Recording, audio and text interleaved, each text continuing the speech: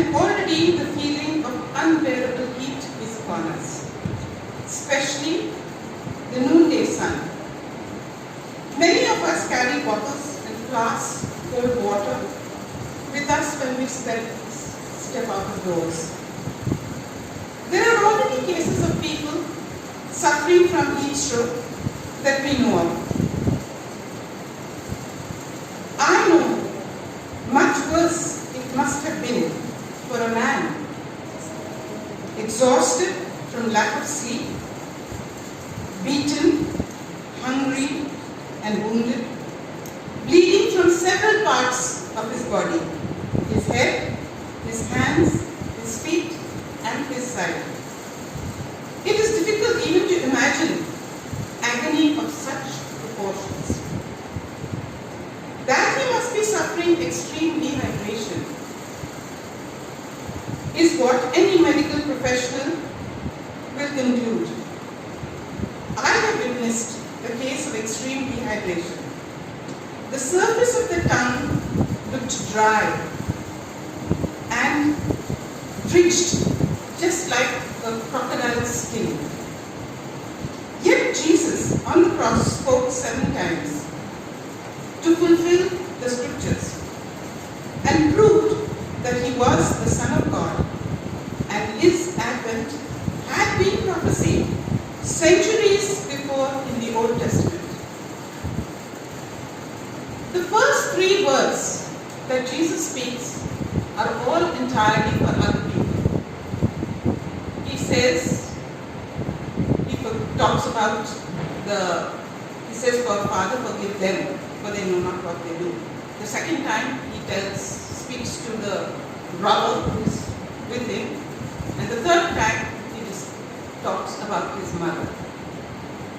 The fourth word, he turns to himself and he says, "Why hast thou forgotten me?" And now he again talks about himself, his thirst. In the Gospel according to St. John, chapter 19, verses 20 and 29, we find the only place where these words have been recorded by the disciple who was present at the crucifixion. St. John. Why is it said? To fulfill the scriptures.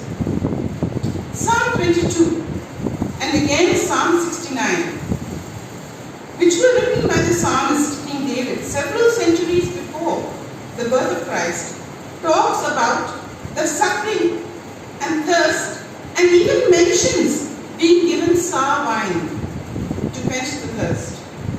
Psalm 22 verse 15, "My throat is as dry as dust, and my tongue sticks to the roof of my mouth." Yes, these are the very symptoms of dehydration that a human being would experience. Psalm 22 verse 18 says, "They gamble for my clothes and divide them among themselves." Verse 21, "And when I was hungry, they gave me poison. When I was thirsty, they offered me vinegar." Is this not what happened to Jesus as he hung on the cross?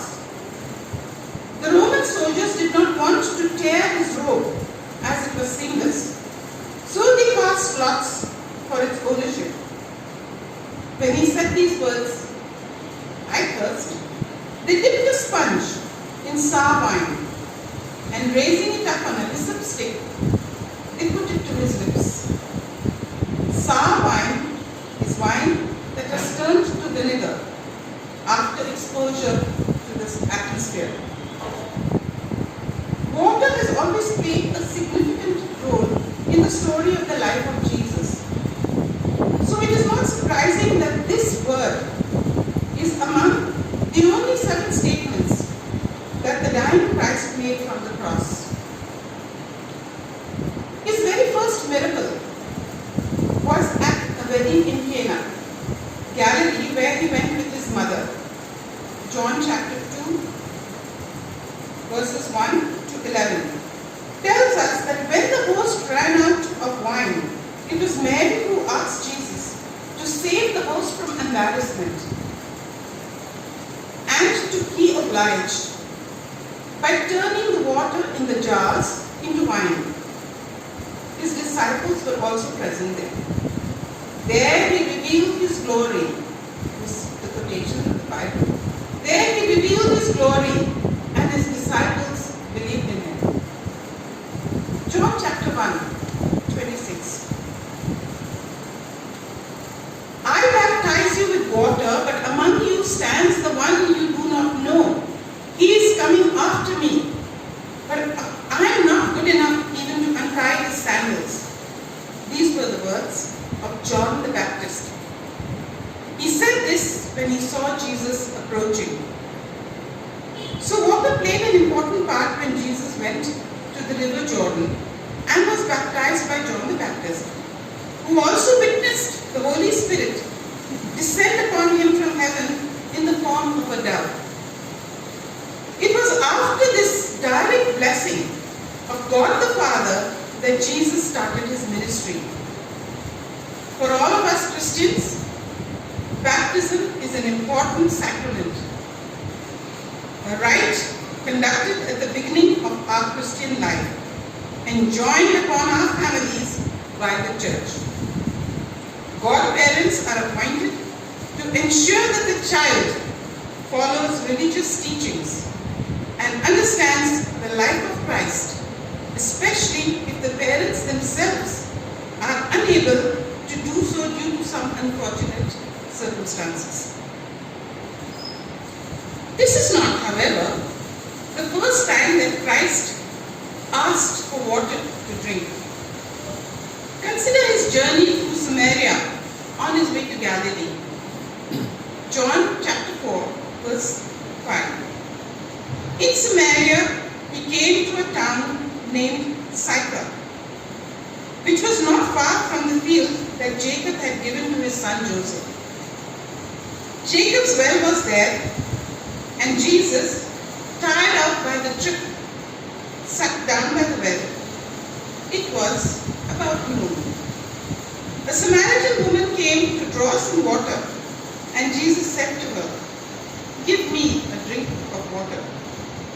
The woman was shocked because Jews did not drink from the same cups and bowls that Samaritans used. And she remarks, "You don't have a bucket, you don't have any vessel. How will I give you water to drink?"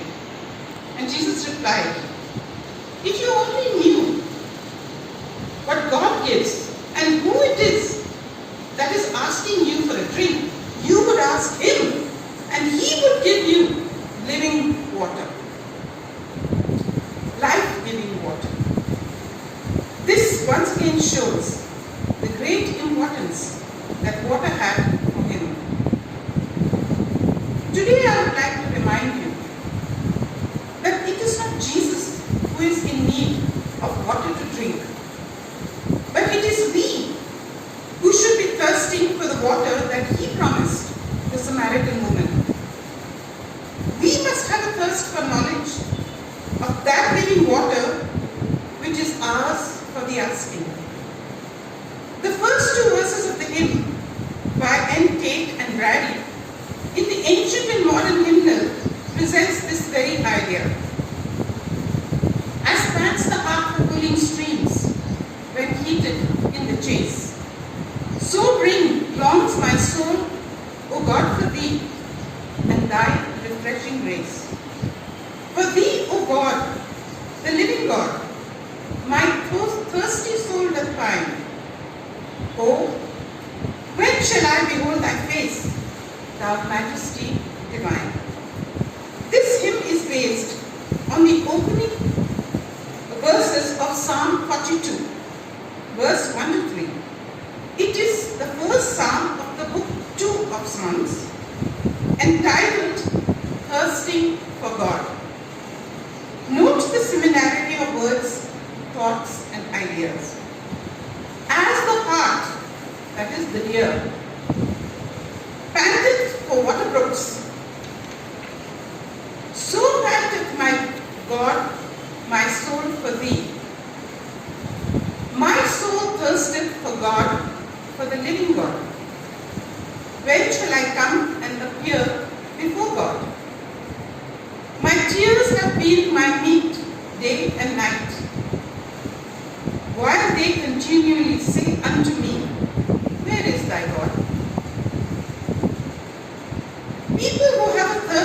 something, be it success, money, power, or any other earthly glory.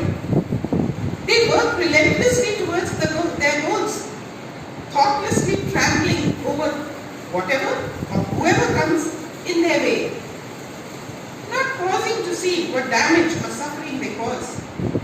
We call such people go-getters politely, or ruthless, unscrupulous, or worse, behind their backs. But thirsting for positive goals of knowledge, justice, peace, and brotherhood are glorious endeavors. These are the kind of people that are most needed in the world. At this time, the pandemic especially, and war, it is easy to condemn, curse, and move on. But it takes a mountain of willpower to right the wrong, speak up for the oppressed, or extend a hand in friendship or solace.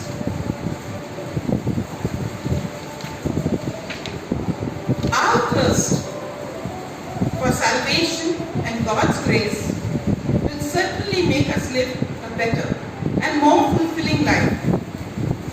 When Jesus said, "I thirst," he was at the very end of his endurance. He knew that his hour had come, and he had accomplished what he had been sent by the Father to do. Christianity has faced persecution almost throughout the 2000 years, from the time it came into being and was recognized as a religion. But the Bible, especially the New Testament, has only preached love and brotherhood. Even when the Romans came to arrest Jesus in the Garden of Gethsemane, he reprimanded Peter for using the sword to cut off the ear of the priest's servant. He truly was a man of love and peace. This Good Friday, let us meditate on these few words, "I thirst." And as in the hymn, let our souls long for God and His redeeming grace. I would like to close with a brief prayer. O God, who has protected us and brought us safely thus far through the raging pandemic of COVID-19, look in mercy upon those who have suffered. Let us understand that we are safe in order to provide succor to the less fortunate. Let our thirst be for that which you desire, and help us to quench it in service to thy divine glory. Amen.